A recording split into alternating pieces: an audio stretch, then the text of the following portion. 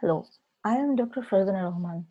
Today I am going to teach you about interesting topic evolutionary robotics. We will learn the basic of evolutionary robotics, that is what is evolutionary robotics, and we will get a base idea how evolutionary robotics works or where it comes from. This is one of the modern technology of robotics, and we will learn here the algorithm of evolution and how we are using the algorithm of evolution to robots for different tasks to call it evolutionary robotics. Let's see first what is evolutionary algorithm.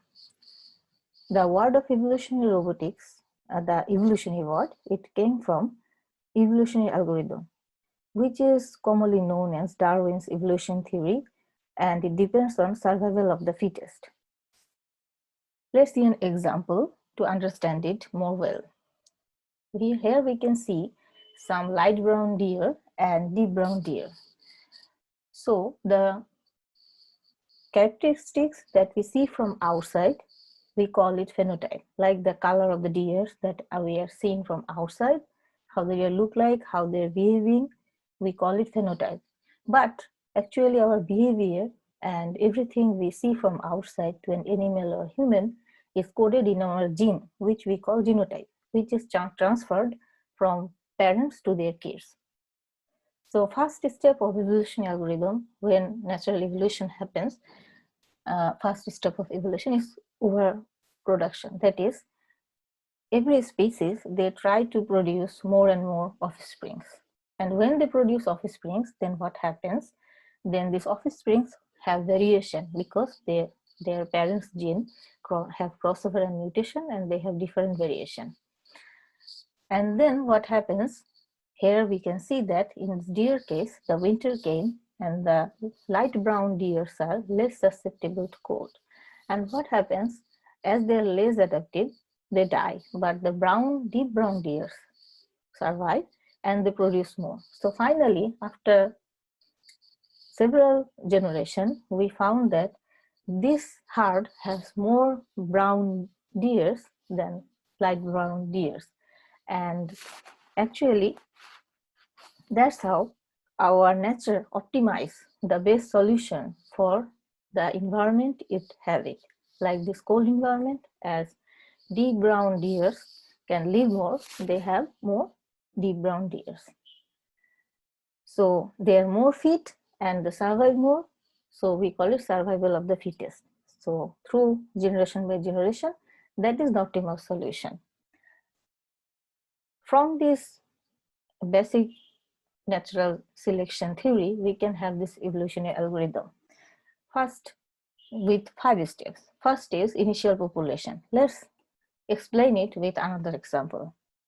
So suppose we are seeing some bars, that is the phenotype, and we want to find the optimal solution, that is the bars who can fly the best.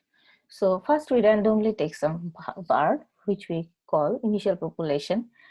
Then what we do, we measure the fitness of the birds to understand which bird fly more better.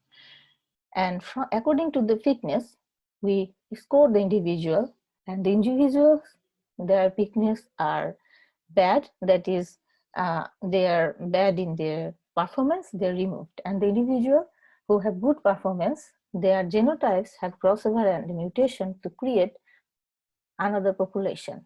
And then we take it as initial population at step 5, and we go to the step 1 again. That is the same process.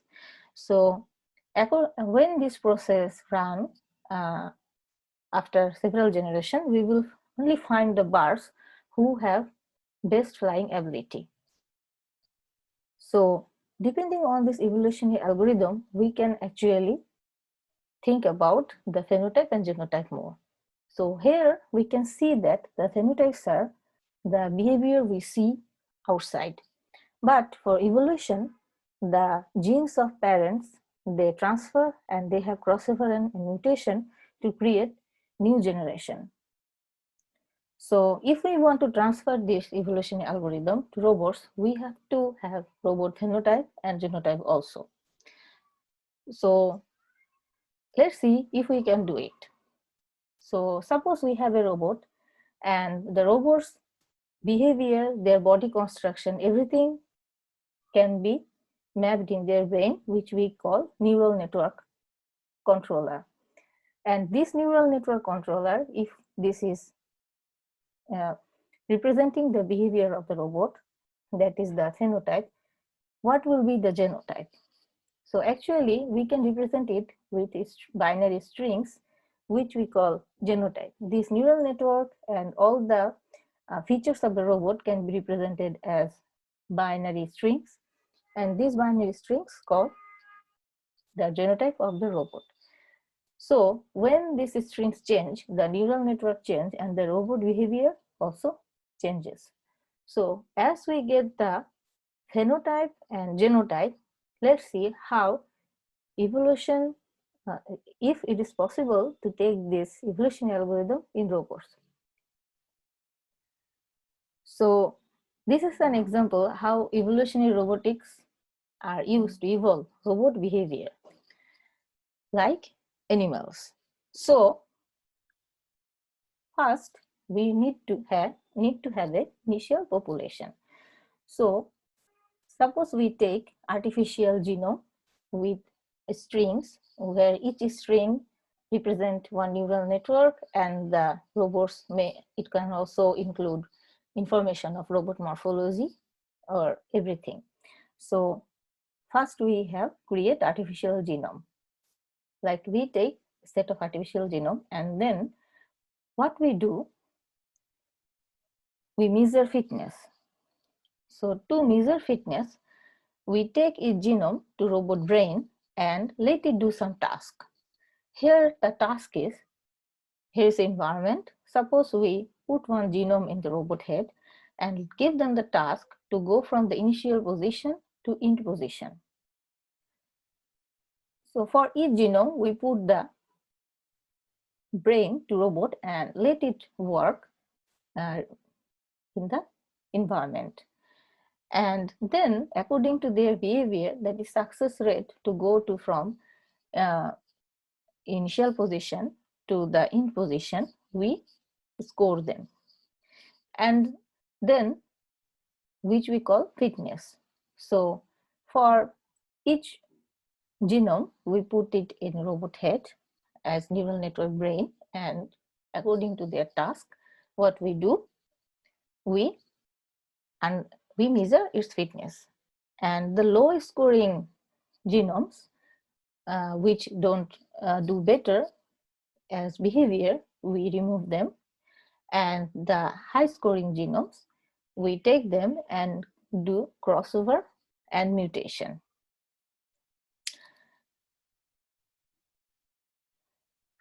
So after crossover and mutation, we have a new population which we call the new population after recombination and crossover. Then what happens? We test this new population in the robots, and score their behavior, and so the process goes on. So when this process goes on, finally what happens? We find the genomes of the robots with which the robot can do the task the best way. So that's how we can actually evolve robots with intelligent knowledge to do any task. So which here we call evolutionary robotics.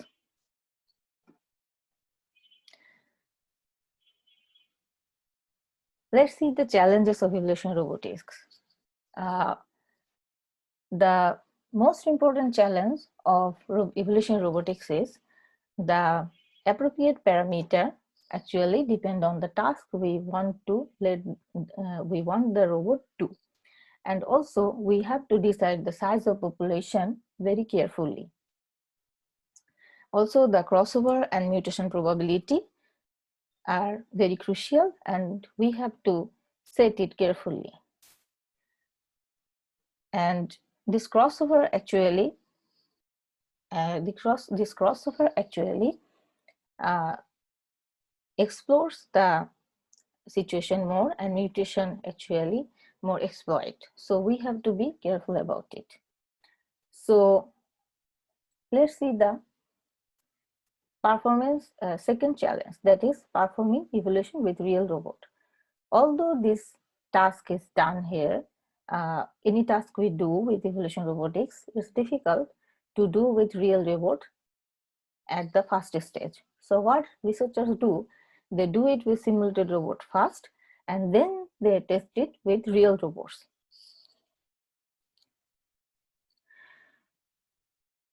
Let's see the applications now, how evolutionary robotics dramatically change the robot works.